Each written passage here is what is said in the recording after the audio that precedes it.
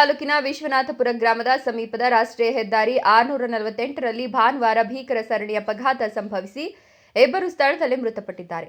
ಪೊಲೀಸರ ಪ್ರಾಥಮಿಕ ಮಾಹಿತಿಯ ಪ್ರಕಾರ ದೊಡ್ಡಬಳ್ಳಾಪುರದಿಂದ ದೇವನಹಳ್ಳಿ ಕಡೆಗೆ ಅತಿ ವೇಗದಲ್ಲಿ ಬರುತ್ತಿದ್ದ ಕ್ಯಾಂಟರ್ ಲಾರಿಯ ಚಾಲಕನ ಅಜಾಗರೂಕ ಚಾಲನೆಯಿಂದ ಮುಂದೆ ಸಾಗ್ತಿದ್ದ ಟ್ರ್ಯಾಕ್ಟರ್ಗೆ ಹಿಂಬದಿಯಿಂದ ಡಿಕ್ಕಿ ಹೊಡೆದಿದ್ದಾನೆ. ಡಿಕ್ಕಿಯ ತೀವ್ರತೆಗೆ ಟ್ರ್ಯಾಕ್ಟರ್ ಸಂಪೂರ್ಣ ಜಖಂಗೊಂಡಿದೆ.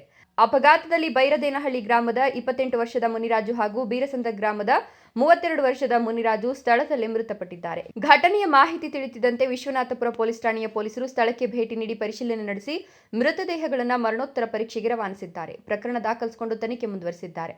ಇದೇ ವೇಳೆ ರಾಷ್ಟ್ರೀಯ ಹೆದ್ದಾರಿ 648ರಲ್ಲಿ ಪದೇ ಪದೇ ಅಪಘಾತಗಳು ಸಂಭವಿಸ್ತಾ ಇದ್ದು ರಸ್ತೆ ಅವೈಜ್ಞಾನಿಕವಾಗಿ ನಿರ್ಮಾಣಗೊಂಡಿರೋದೇ ಪ್ರಮುಖ ಕಾರಣ ಅಂತ ಸ್ಥಳೀಯರು ಆರೋಪಿಸಿದ್ದಾರೆ.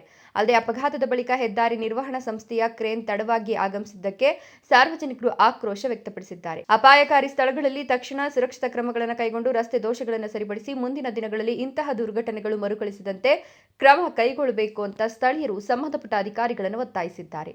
ಏನಾಗಿದೆ ಅಂದರೆ ಮೊದಲು ಸಿಂಗಲ್ ರೋಡ್ ಇದ್ದಾಗ ಅಷ್ಟೇನು ಆಕ್ಸಿಡೆಂಟ್ಗಳಾಗ್ತಿರ್ಲಿಲ್ಲ.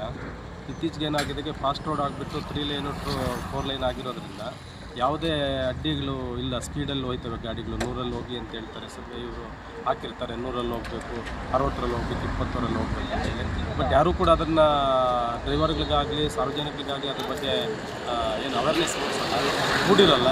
ಆದರೂ ಕೂಡ ಏನು ಮಾಡ್ತಾರೆ, ಬೆಳಗಿನ ಜಾವ ಬರ್ತಾರೆ. ಅಲ್ಲಿ ಆಕ್ಸಿಡೆಂಟ್ಗಳಾಗುವಂಥದ್ದು ಎಲ್ಲರಿಗೂ ಗೊತ್ತಿರುವಾಗ ಬೆಳಗಿನ ಜಾವ 2 ಗಂಟೆಯಿಂದ 4 ಗಂಟೆ, 4 ಗಂಟೆಯಿಂದ 6 ಗಂಟೆಗೆ ಜಾಸ್ತಿ ಇರೋದು ಅಂತ ಆಕ್ಸಿಡೆಂಟ್ಗಳು.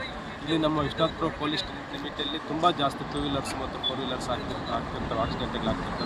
ಆದರೂ ಕೂಡ ಮೊನ್ನೆಯೆಲ್ಲ ಸಬ್ ಇನ್ಸ್ಪೆಕ್ಟ್ರು ಈ ಸಂದರ್ಭದಲ್ಲಿ ಮತ್ತು ಸುತ್ತಮುತ್ತೂರುಗಳಲ್ಲೆಲ್ಲ ಅವರು ಕೂಡ ಕಮ್ಯುನಿಟಿಯಲ್ಲಿ ಹೋಗಿ ಅವೇರ್ನೆಸ್ ಕೊಡ್ತಿರ್ತಾರೆ ಸೇಫ್ಟಿಗಳ ಬಗ್ಗೆ.